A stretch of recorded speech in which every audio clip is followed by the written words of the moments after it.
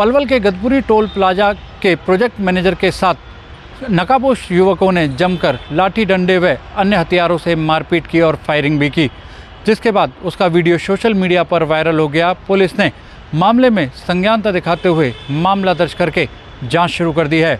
वहीं पुलिस अधिकारी का कहना है कि अभी इस मामले में गहनता से जांच की जा रही है और जो अज्ञात युवक थे उनको लेकर जल्द ही गिरफ्तारी भी की जाएगी। कैमरामैन करतार के साथ नितिन शर्मा, MH1 पलवल।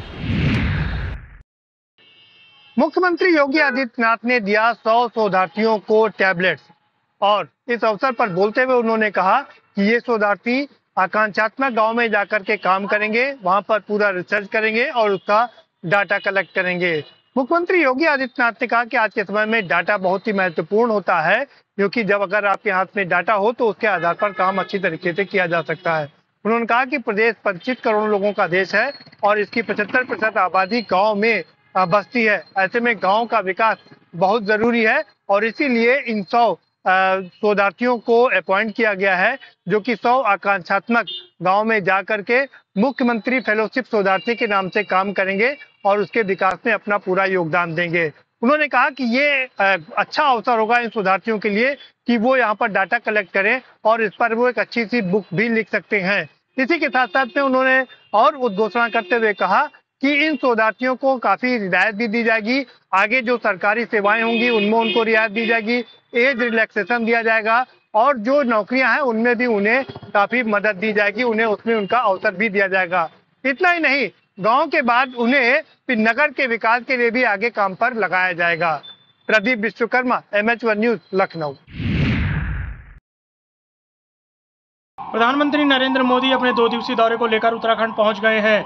इसके साथ ही प्रधानमंत्री नरेंद्र मोदी ने पहले केदारनाथ में पूजा अर्चना करने के बाद वह बद्रीनाथ गए और वहां पर उन्होंने पूजा अर्चना की। इसके साथ ही प्रधानमंत्री नरेंद्र मोदी ने उत्तराखंड को एक बड़ी सौगात देते हुए केदारनाथ रोपवे का शिलान्यास किया। Naveen Shukla, MH prime news, Dehradun. प्रधानमंत्री नरेंद्र मोदी के उत्तराखंड दौरे पर विपक्ष ने खड़े किए सवाल। जी हां, प्रधानमंत्री नरेंद्र मोदी ने आज अपने उत्तराखंड दौरे के तहत बाबा केदार और बद्री विशाल के दर्शन किए। इस दौरान उन्होंने देशवासियों की खुशहाली की कामना की। हालांकि विपक्ष की ओर से प्रधानमंत्री के इस दौरे पर सवाल खड़े किए गए, साथ ही उनकी पोशाक पर भी विपक्ष ने सवाल खड़े किए हैं। कांग्रेस के पूर्व प्रदेश अध्यक्ष गणेश गोंदियाल ने देहरादून मुख्यालय में एक प्रेस वार्ता की, जिसमें उन्होंने बताया कि प्रधानमंत्री नरेंद्र मोदी ने जो पोशाक पहनी थी उसके पीछे स्वास्तिक का निशान था, जो कि अशुभ है। उन्होंने कहा कि राज्य के लिए ये कहीं ना कहीं अशुभ की घड़ी है जो प्रधानमंत्री नरेंद्र मोदी ने ड्रेस को पहना है। इसके साथ ही साथ विपक्ष की ओर से सवाल उठाए गए कि प्रधानमंत्री नरेंद्र मोदी ने अपने संबोधन में न तो अंकिता भंडारी हत्याकांड मामले की बात करी और न ही उस VIP के नाम को उजागर करा, जो कि देश को जानना बेहद ज़रूरी था। इसके साथ ही उत्तराखंड क्रांति दल और समाजवादी पार्टी के भी तमाम अन्य दलों ने भी प्रधानमंत्री नरेंद्र मोदी के इस दौरे पर कटाक्ष किया है, साथ ही उनके इस दौरे को सिर्फ एक राजनीतिक स्टंट बताया है। मैं अंकित काला, MH1 prime news, Dehradun. Punjab के अमृतसर में Delhi police anti gangster task force व स्थानीय पुलिस ने ज्वाइंट ऑपरेशन करके कनाडा में बैठे आतंकी लखवीर सिंह लंडा के 3 साथियों को गिरफ्तार कर लिया है। तीनों बड़ी वारदात को अंजाम देने की तैयारी में थे। तीनों के पास से पुलिस ने बड़ी मात्रा में हथियार बरामद कर लिए हैं। फिलहाल तीनों को पुलिस ने हिरासत में लेकर पूछताछ कर रही है। मिली जानकारी के अनुसार कनाडा में बैठे आतंकी लखवीर सिंह लंडा पंजाब व दिल्ली के आसपास के इलाकों में बड़ी वारदात को अंजाम देने की फिराक में था। दिल्ली पुलिस को लंडा की इस हरकत की जानकारी मिली तो उन्होंने अतिरिक्त जानकारी जुटानी शुरू कर दी, जिसके बाद दिल्ली पुलिस ने अमृतसर का रुख कर लिया। अमृतसर कमिश्नरेट के साथ टीम बनाकर दिल्ली पुलिस ने अमृतसर के गी मंडी में एक होटल में रेड की, जहां पर तीनों आतंकियों को गिरफ्तार कर लिया। वहीं तीनों आतंकियों के पास से AK-47 और 3 पिस्टल बरामद कर लिए हैं।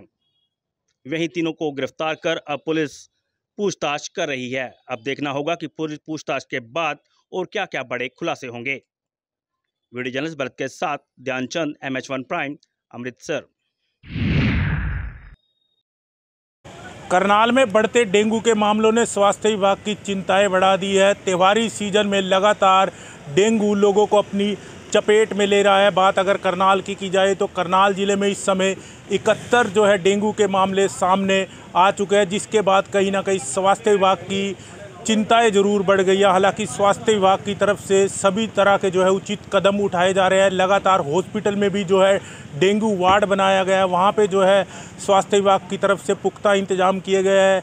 लगातार जिस तरह से डेंगू के मामले बढ़ रहे हैं वो कहीं ना कहीं इस समय चिंता का विषय फिलहाल ज़रूर बने हुए हैं। सिविल सर्जन योगेश कुमार भी लोगों से अपील करते हुए नजर आ रहे हैं कि लोग अपने घरों के आसपास पानी जमा ना होने दें तथा पूरी बाजू के जो है कपड़े पहनकर ही घर से बाहर निकले। करनाल से MH1 न्यूज़ के लिए कमल की रिपोर्ट।